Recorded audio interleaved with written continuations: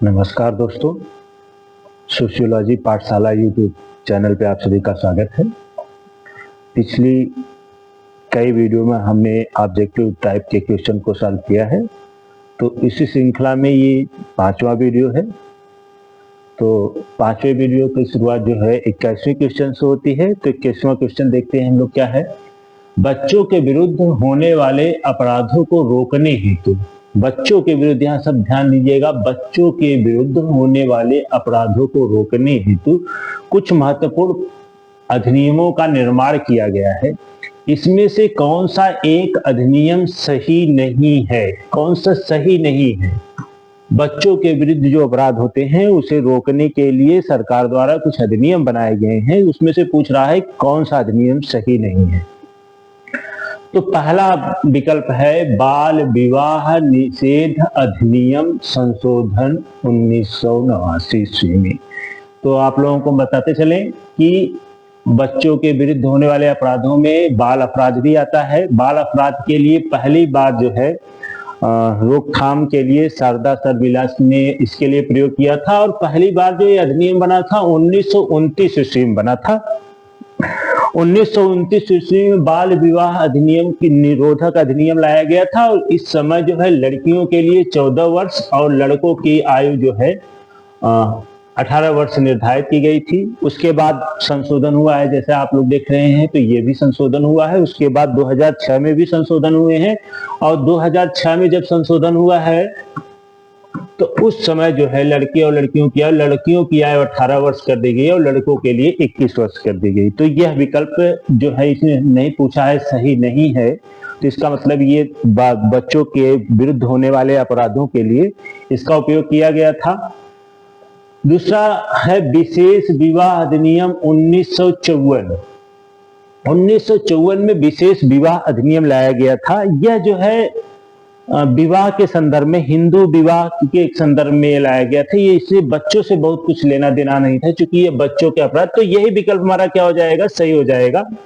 उसके बाद आगे भी विकल्प देख रहे हैं। कारखाना अधिनियम जो है संशोधित जो है 1954 में। तो इससे पहले कारखाना अधिनियम जो है वह 1948 ईस्वी में लाया गया था, और इसके बाद उसका संशोधन होता है 1954 में। और यह भी बच्चों के लिए अपराध से संबंधित था कि बच्चों को कारखाने में काम नहीं करने देना है, इस तरीके के प्रावधान इसमें किए गए थे। तो यह भी बच्चों से विरुद्ध अपराध के संदर्भ में आता है। अगला है विकल्प है बाल श्रमिक अधिनियम निषेध और विनिमय। तो आप लोगों को बता दें कि यह भी बाल श्रमिक अधिनियम जो है बच्चों को कारखानों में या फिर श्रमिक के रूप में उपयोग, 14 वर्ष से नीचे के बच्चों को कारखानों में या फिर कहीं पे भी कार्य करने से मनाही है। और यह अधिनियम 1986 में आया था। तो यह भी विकल्प सही है, मतलब 1, 3 और 4 सही है। दूसरा वाला भी अधिनियम सही है, लेकिन यह बच्चों के लिए नहीं था, इसलिए यही विकल्प सही हो जाता है हमारा। अगला देखते हैं, निम्न में से कौन सा एक कारक सामाजिक विचलन के लिए उत्तरदायी नहीं है? ध्यान दीजिएगा, नहीं है पूछा है। सामाजिक विचलन के लिए क्या उत्तरदायी नहीं है? तो देखते हैं, दोषपूर्ण सामाजिकरण या सामाजिकरण का अभाव होगा तो समाज में विचलन आएगा ही आएगा। तो इसका मतलब यह जो है गलत हो जाता है। अगला है कमजोर दंड या विधान। यदि नियम कानून कमजोर हो जाएंगे तो भी समाज में क्या होगा? विचलन आएगा। कमजोर परावर्तन का मतलब होता है कि नियम कानून का कड़ाई से पालन न होना। अगर नियम कानून बने हुए हैं उसका कड़ाई से पालन नहीं होगा तो भी समाज में विचलन आएगा। तो इसका मतलब मानदंडों की निश्चित सीमा जो यह होता है, यह विकल्प हमारा क्या हो जाएगा? सही हो जाएगा। विचलन के लिए यह जो है जरूरी है कि निश्चित सीमा होनी चाहिए। यही विकल्प क्या हो जाता है? हमारा सही हो जाता है। अगला है, भारत में मानवशास्त्रीय सर्वेक्षण के अनुसार भारत में कितने सांस्कृतिक क्षेत्र हैं? ध्यान दीजिएगा, ये नेट में पूछा हुआ क्वेश्चन है। संभवतः यह 2012 जून के एग्जाम में संभवतः यह पूछा हुआ था कि कितने सांस्कृतिक क्षेत्र है भारत में। तो भारत में सांस्कृतिक क्षेत्रों का उल्लेख जो है 19 क्षमा चाहते हैं कि यह है 91 जो है जनजातीय क्षेत्र हमारे यहाँ घोषित किए गए हैं।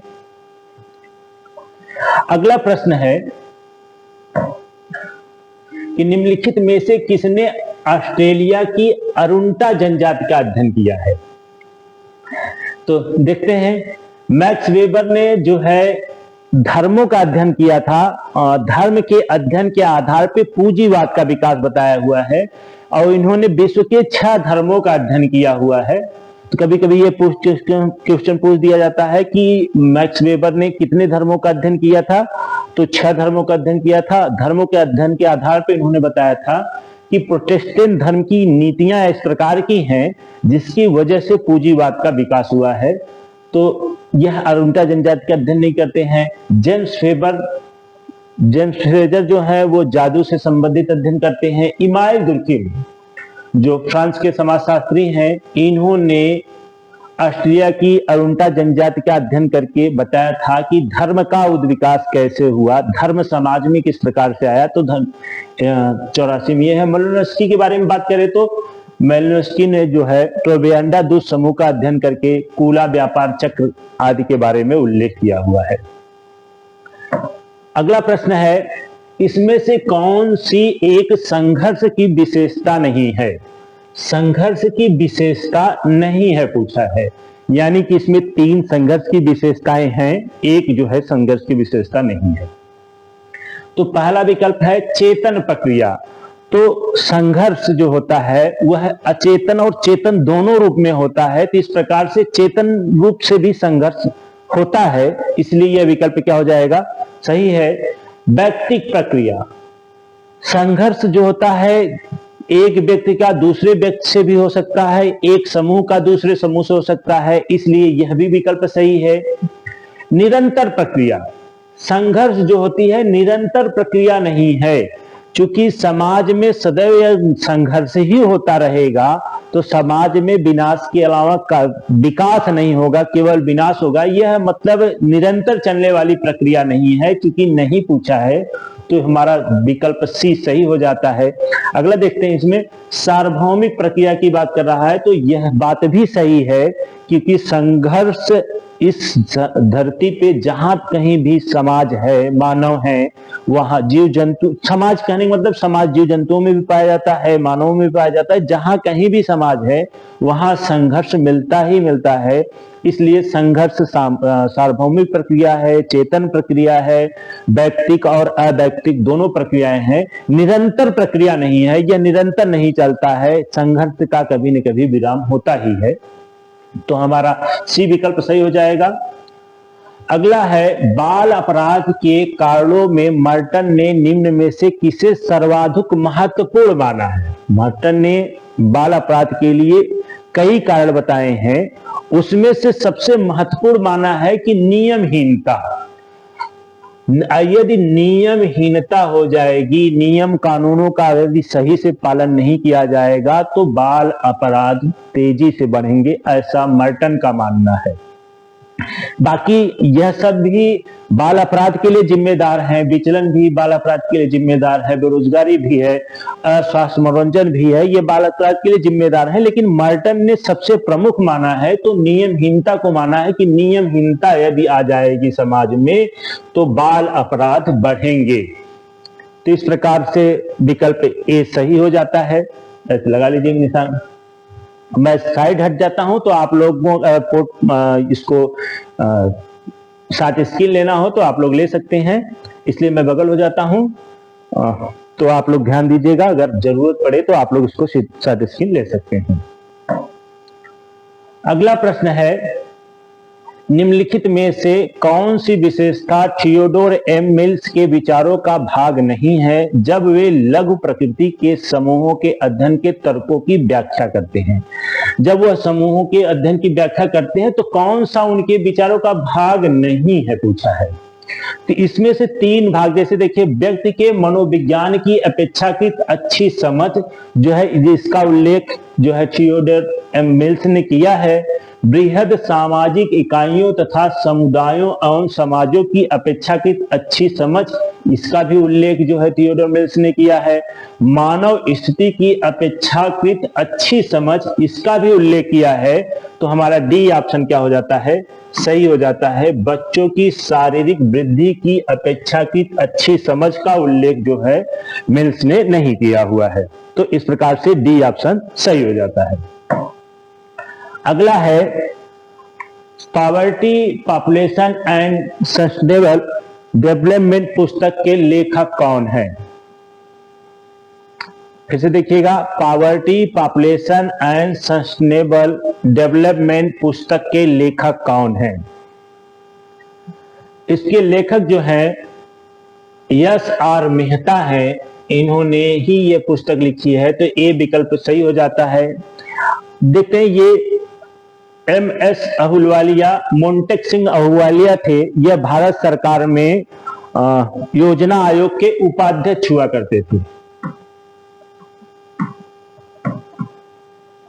तो एक चीज और जान लीजिए आप लोग, जब योजना आयोग चल रहा था, अब तो नीति आयोग आ गई है, इससे पहले योजना आयोग था। तो योजना आयोग के अध्यक्ष जो होते थे वो भारत के प्रधानमंत्री होते थे, और उपाध्यक्ष जो होते हैं उसकी नियुक्ति की जाती थी। तो कई सालों तक जो है मोंटेक सिंह अहलूवालिया भारत सरकार में योजना आयोग के उपाध्यक्ष रहे थे। अध्यक्ष तो जो कांग्रेस की सरकार हुआ करती थी तब की बात है ये, तो उस समय मनमोहन सिंह हुआ करते थे, और उसके बाद मोंटेक सिंह अहलूवालिया क्या होते थे, उपाध्यक्ष हुआ करते थे। तो इसी प्रकार से आज जो है योजना आयोग की जगह पे नीति आयोग है। नीति आयोग में भी यही चीज होती है कि नीति आयोग के अध्यक्ष जो होते हैं वो क्या है, प्रधानमंत्री होते हैं। उपाध्यक्ष की क्या होती है, नियुक्ति होती है। अगला है, किस पुस्तक में कार्ल मैनहीम ने प्रत्यक्ष और अप्रत्यक्ष सामाजिक नियंत्रण की चर्चा की है। तो पहले तो ये देखते हैं कि यह सभी पुस्तक कार्ल मैनहाइम की है कि नहीं। तो पहले ध्यान रखिएगा, जब इस तरीके का क्वेश्चन पूछे तो पहले तो हम क्या करें कि इन पुस्तकों को देखें कि किस लेखक के बारे में पूछा है, उनकी पुस्तक है कि नहीं है। यदि नहीं है तो पहले उसको काट देंगे, यदि सभी है तब उसमें से ध्यान देंगे कि किस पुस्तक में इसका उल्लेख किया हुए हैं। तो ये देखिएगा, ये चारों पुस्तकें जो है कार्ल मैनहाइम की, आइडियोलॉजी एंड यूटोपिया भी कार्ल मैनहाइम ने लिखा हुआ है। सोशियोलॉजी एंड पॉलिटिकल एजुकेशन की बात करेंगे तो यह भी कार्ल मैनहाइम लिखा है। स्ट्रक्चर ऑफ थिंकिंग की बात करेंगे तो यह भी कार्ल मैनहाइम की है। और मैन एंड सोसाइटी करें तो चारों पुस्तकें जो है कार्ल मैनहाइम की हैं। अब ये प्रश्न उठता है कि प्रत्यक्ष एवं अप्रत्यक्ष सामाजिक नियंत्रण की चर्चा किस पुस्तक में किए हैं। तो यह पुस्तक है मैन एंड सोसाइटी नामक पुस्तक जो है, इसकी चर्चा इसी में जो है प्रत्यक्ष और अप्रत्यक्ष सामाजिक नियंत्रण की बात जो है कार्ल मैनहाइम करते हैं। अगला प्रश्न है, निम्नलिखित विचारधाराओं में से कौन सी विचारधारा जनजाति नीति से संबंध नहीं है। इसमें 4 विकल्प में से 3 ऐसे हैं जो जनजातियों के संबंधित नीतियां बनाई गई हैं, विचारधाराएं हैं, उसके बारे में। तो पृथक्करण की नीति जो है बेरियर एल्विन करते हैं।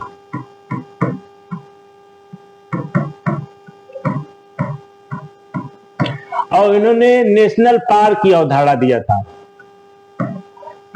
इन्होंने कहा कि जनजातीय समाजों में सभ्य समाज के लोग जाते हैं, उनकी संस्कृतियों को क्या कर रहे हैं, नष्ट कर रहे हैं। इसकी वजह से जनजातीय क्षेत्रों को नेशनल पार्क या पार्क घोषित कर दिया जाए। राष्ट्रीय उपवन के अवधारणा दिए थे उन्होंने। तो इस प्रकार से जनजातियों को सभ्य समाज से अलग रखा जाए, पृथक रखा जाए। तो यह तो जनजातियों से संबंधित नीति है। दूसरा क्या है, आते हैं अब एकीकरण के पर चर्चा कर लेते हैं। एकीकरण से संबंधित जैसे जीएस घुरिये जो हैं, घुरिये ने एक विचार रखा था कि जनजातियां क्या है, पिछड़े हिंदू।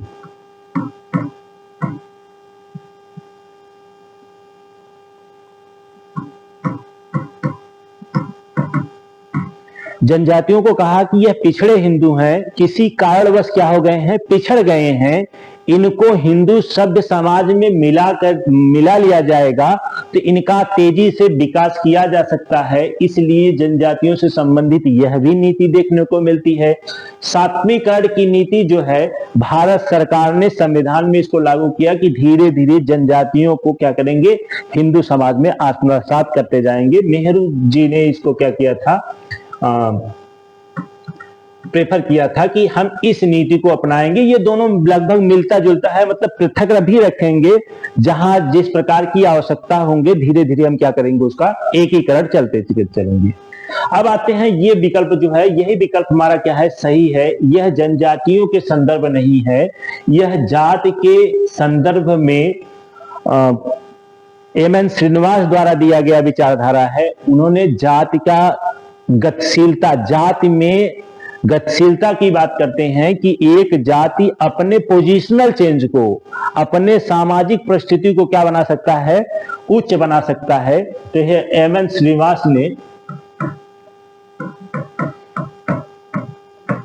इसकी चर्चा किया है और इससे जातिगत जो है गतिशीलता की बात यहां पे करते हैं। तो हमारा बी विकल्प क्या हो जाता है, इसमें सही हो जाता है। अगला है, इसमें से कौन सा एक कथन समाजशास्त्र की वास्तविक प्रकृति के बारे में सही नहीं है। समाजशास्त्र की प्रकृति के बारे में चर्चा किया हुआ है, कौन सा सही नहीं है। तो समाजशास्त्र के बारे में देखते हैं। समाजशास्त्र एक अनुभविक विज्ञान है। यह बात तो सही है कि समाजशास्त्र क्या है, एक अनुभविक विज्ञान है। दूसरी चर्चा करते हैं, समाजशास्त्र एक अमूर्त विज्ञान है। यह भी सही है, समाजशास्त्र क्या है, एक अमूर्त विज्ञान है। तीसरा है, समाजशास्त्र एक विशुद्ध विज्ञान है। तो समाजशास्त्र एक विशुद्ध विज्ञान है, यह भी सही है। इसका मतलब हमारा डी ऑप्शन, इसमें चूंकि पूछा है नहीं है, पूछा है तो डी ऑप्शन क्या हो जाएगा, सही हो जाएगा। समाजशास्त्र एक मूर्त विज्ञान है, यह सही नहीं है।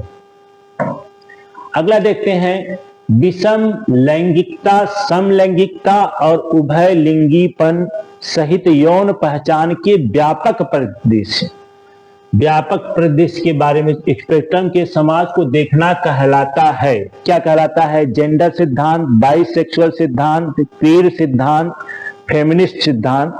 तो आप लोग इतना ध्यान दीजिएगा कि विषम लैंगिकता, समलैंगिकता और उभय लैंगिकता किसी जैसे स्पेक्ट्रम के बारे में अगर चर्चा हो तो उसे कहा जाता है क्वीर सिद्धांत। सी ऑप्शन क्या हो जाता है, सही हो जाता है। अगला प्रश्न है, लघु समूहों के विश्लेषण में निम्नलिखित में से किस प्रारूप का विवेचन थियोडोर एम मिल्स ने नहीं किया है। ध्यान रखिएगा कि ज्यादातर आज के सीरीज का ये जो क्वेश्चन लिए हैं हम, ज्यादातर में पूछा हुआ क्या नहीं है, पूछा हुआ है। तो इस पे ध्यान दीजिएगा, ज्यादातर नेगेटिव क्वेश्चन है। मनोविश्लेषणात्मक प्रारूप, प्रतीकात्मक अंतःक्रिया प्रारूप, एथनोमेथोलॉजिकल प्रारूप, समस्या समाधान प्रारूप। तो ध्यान दीजिएगा, ये सी वाला ऑप्शन जो है ये सही है। एथनोमेथोलॉजिकल प्रारूप का उल्लेख जो है क्या है, हेराल्ड गार्फिंकल ने किया है।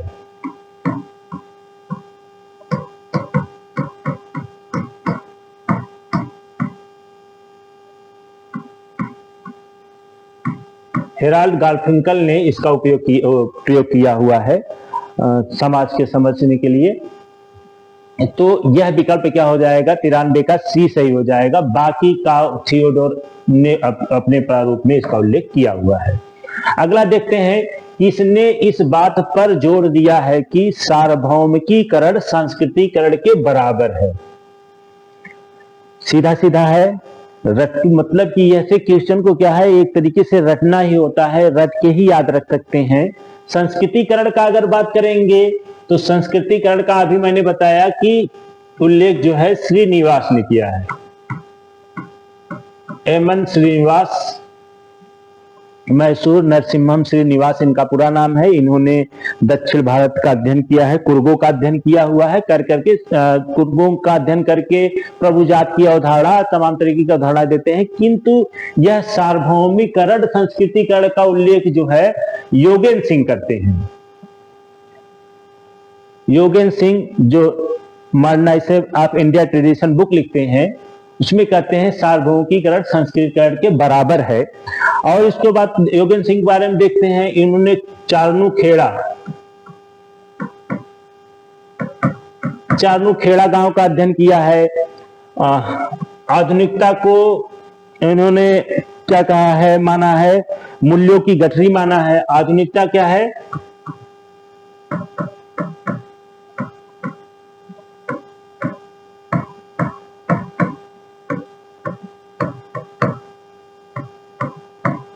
आधुनिकता मूल्यों की गठरी है। और साथ साथ इन्होंने संस्कृतिकरण के संदर्भ में कहा था कि संस्कृतिकरण जो है अग्रिम सामाजिकरण,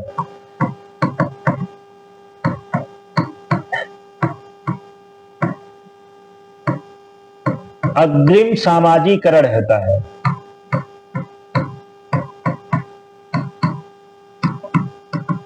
तो ध्यान दीजिएगा, दो चीजें निकल के आती हैं संस्कृतिकरण में। यदि संस्कृतिकरण के और शब्द पूछे किसने प्रयोग किया है, तो एम.एन. श्रीनिवास ने किया है, और यह कुर्गों का अध्ययन करते हैं दक्षिण भारत में, उसका उल्लेख करते हैं। किंतु यदि पूछे कि सार्वभौमिकरण संस्कृतिकरण के बराबर है, किसका है, तो योगेंद्र सिंह का है। योगेंद्र सिंह ने संस्कृतिकरण को अग्रिम सामाजिकरण किया है, कहा है। इन्होंने चारनू खेड़ा का अध्ययन किया है। उसके बाद आधुनिकता मूल्यों की गठरी है।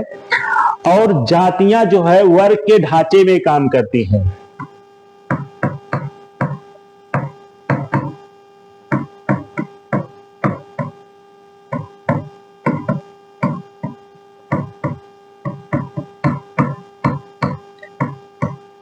तो जातियां वर्ग के ढांचे में कार्य करती हैं। आज जो है इस प्रकार के क्वेश्चन योगेंद्र सिंह से पूछे जाते हैं। अगला क्वेश्चन देखते हैं। किसने कहा कि संस्कृति लोगों के जीवन जीने का एक तरीका है? संस्कृति की परिभाषा है, संस्कृति लोगों के जीवन जीने की एक तरीका है। यह परिभाषा जो है हर्षकोविट ने दिया है। हर्षकोविट ने एक चीज और कहा है, बार बार क्वेश्चन पूछा जाता है, संस्कृति पर्यावरण का मानव निर्मित भाग है। संस्कृति क्या है? संस्कृति पर्यावरण का मानव निर्मित भाग है।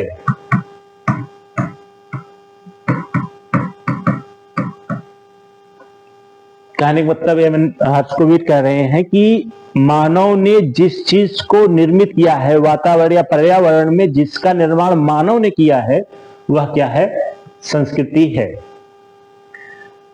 टाइलर ने भी संस्कृति का अध्ययन किया हुआ है, मैकआयवर-पेज ने भी संस्कृति का अध्ययन किया हुआ है, लेकिन यह जो परिभाषा है यह संस्कृति के संदर्भ में हर्षकोविट की है।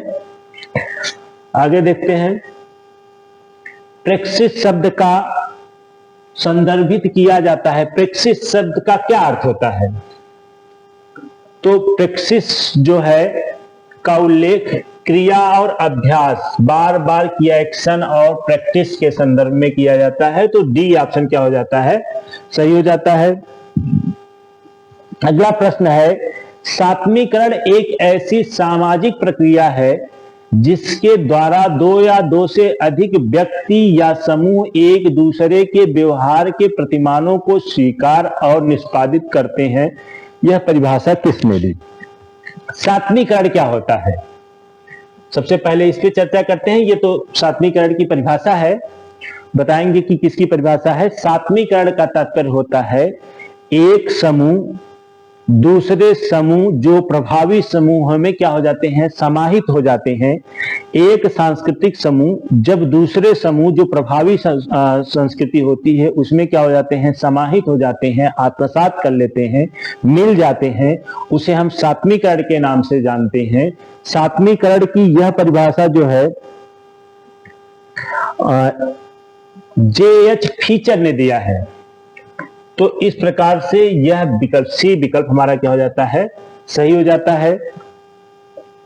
अगला है सामाजिक नियंत्रण विपथगामी प्रवृत्तियों की कली को फूल बनने से पहले कुचल देना चाहिए। सामाजिक नियंत्रण के संदर्भ में यह परिभाषा दिया हुआ है कि विपथगामी प्रवृत्तियां, जो विपथगामी प्रवृत्तियां होती हैं, मतलब भटकाने वाली, उन कली को ही क्या है, फूल बनने से पहले ही कुचल देंगे तो सामाजिक नियंत्रण आ जाएगा।